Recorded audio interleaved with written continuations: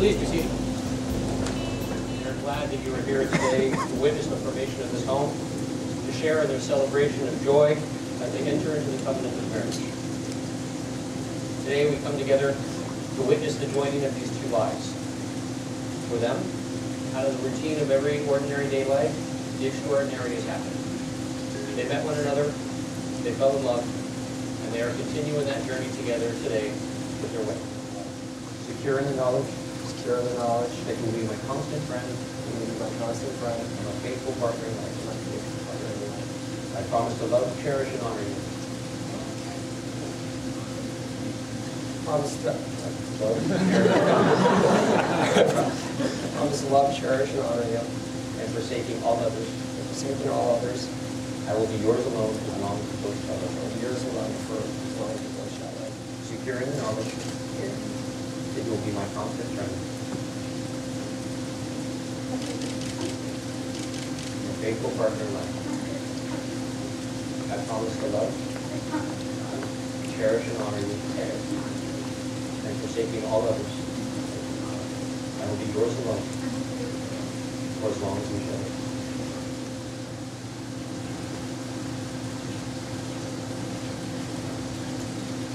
The circle is the symbol of the sun, it is the symbol of the earth, and the symbol of the universe.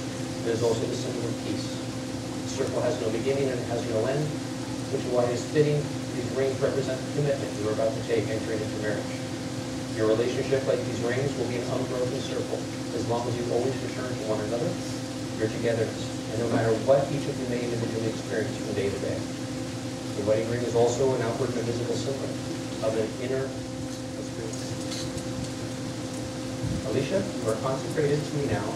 Alicia, you are consecrated to me now. As my wife from this day forward. As my wife from this day forward. To have and to hold. To have and to hold. For richer, for poorer. For richer, for poorer. For better, for worse. For better, for worse. In sickness and in health. In sickness and in health. In sadness and in joy. In sadness and in joy. Please accept this ring. Please accept this ring. As a symbol of my devotion to you. As a symbol of my devotion to you. As the gift of love that has come to us. The gift of love that has come to us. And my desire to spend the rest of my life with you. And my desire to spend the rest of my life with you. In sickness and in health. In sadness and in joy. Please accept this ring as a symbol of my devotion to you. Of the gift of love that has come to us. And my desire to live the rest of my life with you. You have men join yourselves in holy matrimony. In my presence and the presence of your family and your friends, you've exchanged vows, you've made promises, you've opened your hearts to one another, you've declared your love and your friendship, and you have united yourselves with exchange of rings. So I am now very pleased to get into announce that you are husband and wife. And you may kiss before me.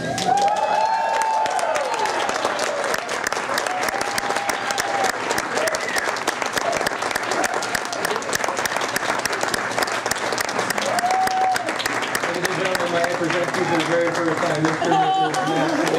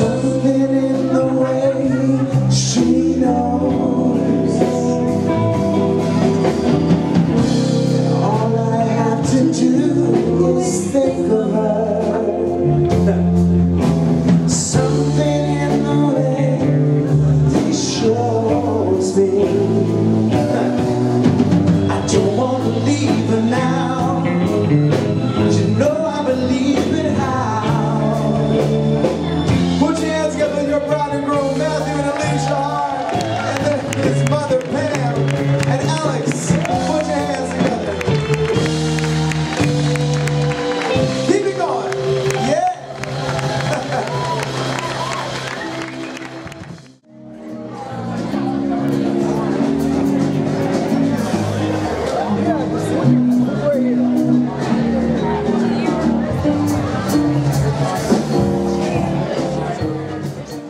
Story tonight about Matthew that relates to change, and the biggest change and the biggest risk he has taken in his life. And that was 7 years ago when Matthew came home and announced to Pam and me that he was moving to California. And we're like, really? I mean, you grew up in the area, you went to high school here, you went to Georgetown, you really got to go that far to make a point, huh? And he was like, well, he goes with this, you all know Matt and his persuasive powers. She's respectful and kind, especially to those who need it most. Treat others as you'd like to be treated. Another one of her favorite sayings. She's your best cheerleader and always has an encouraging word for you. Great job, guys. I'm so proud of you. I knew you could do it. All phrases I've heard my entire life. She's persistent and determined. I affectionately call this Spanish bullheadedness. Once she gets something in her head, she'll do whatever it takes to accomplish it. She's tough when she needs to be, and will steer you in the right direction, whether you want to or not. Let me repeat that.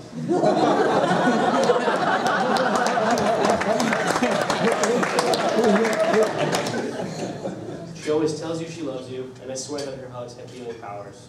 When things seem hopeless, she makes everything better. When things aren't going your way, she also makes everything better. She's always one step ahead of everybody, so don't try to pull a fast one on her, Matt. Trust me, I'm convinced she has eyes in the back of her head. And take it from me, if you hear her start speaking Spanish to herself and hands start flying everywhere, just run.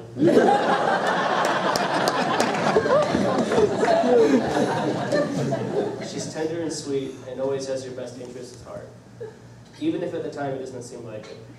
Don't argue with her, Matt. At the end of the day, she's always right. Her smile can light up a room, and her laughter is contagious. You gotta love the witch cackle. If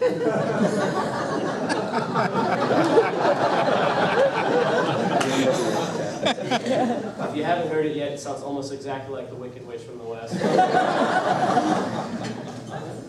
And how many kids can say their mom listens to heavy metal music and watches football? Yeah.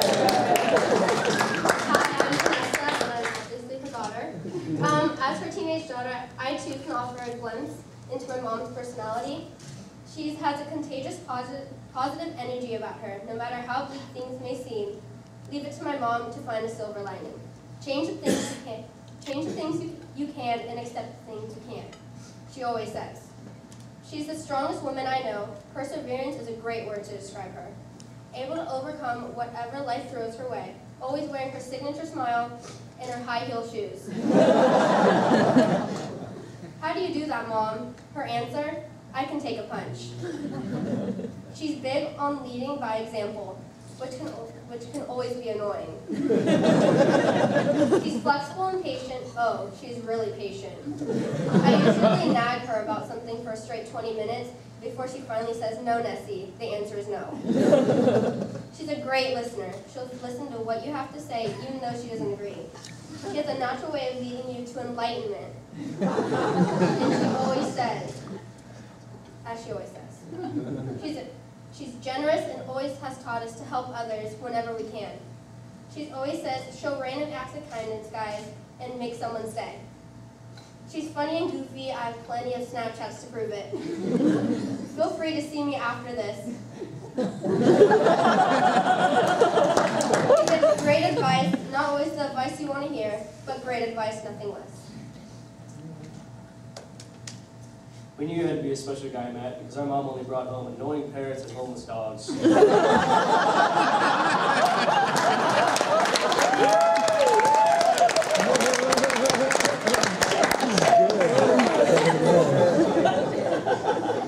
And one day she told us that there was someone she wanted us to meet. I'll never forget that day. We didn't know what to expect.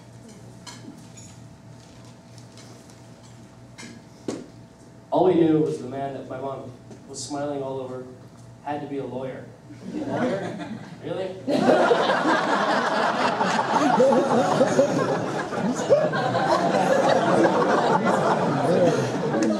the past, your description of lawyers hadn't been the nicest, so I didn't expect much.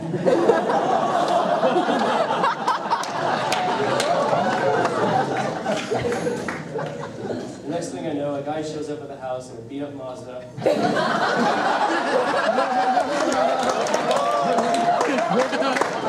I remember thinking to myself, there's no way that car can run. He gets out of the car with a huge smile and bearing gifts. In-N-Out Burger. I remember thinking to myself, you know what, this guy's all right. After hanging out with Matt that day, we found out he loved heavy metal music, loved roller coasters, and one of his favorite bands was Tool. In-N-Out Burger and Tool, this guy knows his shit.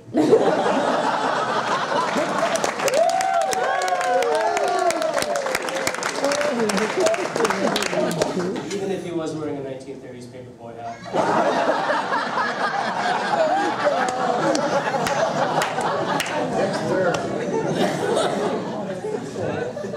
He was a really nice guy. Needless to say, we fell in love with Matt that day. He was perfect. Nice job. We feel so blessed to have that you two have come together to form a new family. We couldn't imagine a better person for our mom. We are incredibly excited to be part of this union. Can't wait to start building incredible memories with you guys. We love you guys.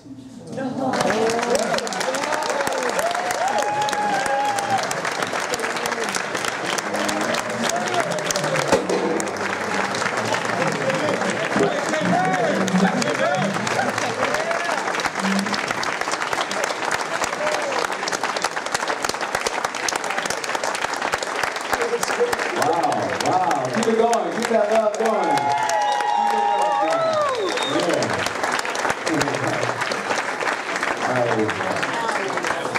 Now, Matthew, your brother put together a photo toast. I was not always that way. I just love you with all my heart, and I could not be happier. This is the greatest day of my life. And I'm just so thrilled to be here. And Alex and Vanessa, you guys are amazing. You guys are perfect. I love you both very, very much. I'm excited to be a part of your lives, and we're going to kick a lot of ass. So we'll pull, we're going to pack some extra socks. Because this winter was awful. I don't know if we're going to make it. Okay.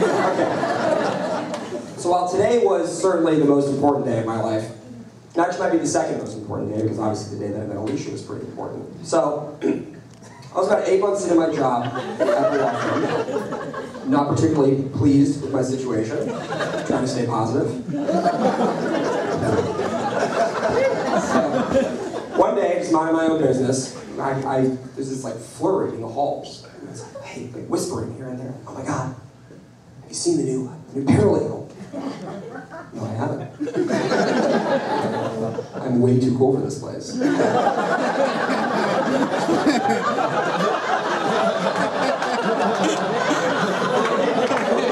seriously.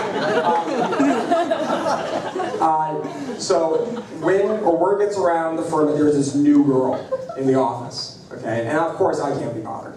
From my colleague Dave Zalitsky, who's here, who had something to do with brokering this relationship, so I think we actually owe a lot to this guy over here. But he says, Matt, have you seen her? I said, no. I've heard about her. Meanwhile, you would have thought that President Barack Obama had visited our office. There was a line out the door of these high-powered attorney partners taking a line, welcoming her. Alicia, if there's anything you need, welcome, if you need a raise, anything. Tell me. It was ridiculous. But of course, so I see her from afar to make sure she doesn't see me looking at her, because I didn't want to be like all the other desperate guys kind of, hovering around her office. So I did what any other nice boy would do, and I just completely ignored her for about a month. Again, way too cool for school. So until one day, when I was going about my business, and I walk into the kitchen, and as Andy Meyer pointed out last night, I don't walk into rooms, I kind of glide, or prance, is that prance, yes. Prance into the room, and I was think to myself, oh shit. She's sitting right there. And she's looking right at me. A few thoughts enter my head. First thought, wow, wicked. She is drop dead gorgeous. My second thought was, she's the most organized eater I've ever seen. This is in a kitchen in an office. She was eating off like real platery and cutlery. She had a gourmet meal that she brought to the office that her mother made. Amazing. But even like, yes. But even the Tupperware was perfectly organized, and they were already clean before she started eating. It was bizarre. Third thing I thought was, wow, you are not prepared for the interaction that's about to happen. We're the only two people in this big kitchen. And it's an awkward distance, so it's like the distance between me and my dad is how far away we are. So there's no way to really manage the space, okay? So, my fourth thought was, you've been standing here not saying anything for way too long. Way too long, a solid 5 seconds. So, I think, quick, think of something. I look and I see she's got a glass with some dark liquid in it. I say, a little early to be drinking wine, isn't it?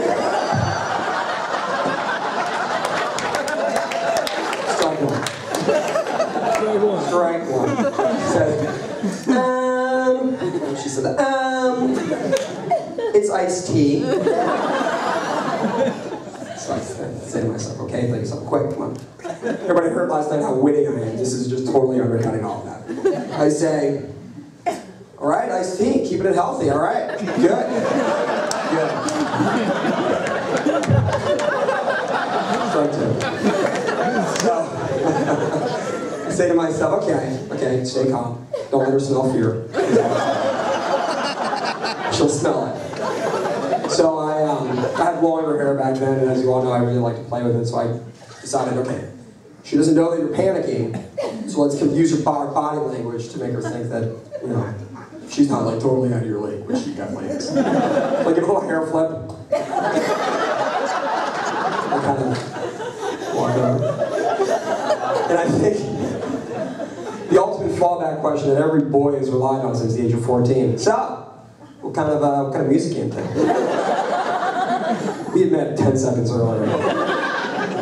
She says, I don't think you like the kind of music I like. I said, why don't you try me?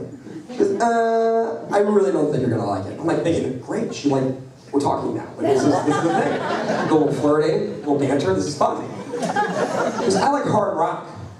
I'm like, yeah, well, good news, because I like hard rock. I actually said that. And she said, and so to quiz me, because, you know, she's Gen X, I'm technically a millennial. She grew up with all the, we're not going to talk about that, whatever. So all the bands that I loved were the bands that she grew up with. So she decides to quiz me. And she, says this obscure lyric from this obscure song written by a relatively obscure progressive heavy metal band. And I knew who the band was. Score. And then we got married.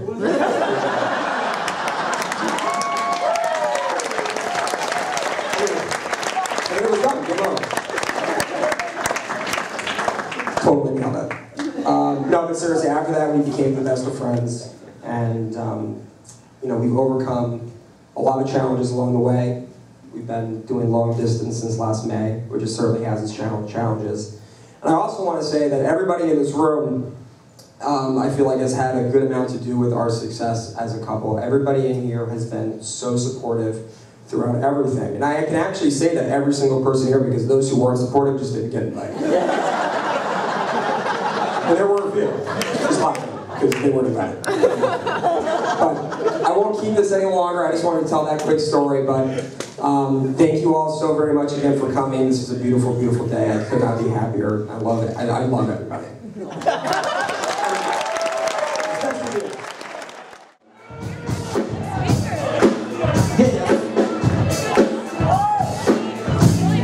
He's getting it. We just warming you up. There it is. Yeah.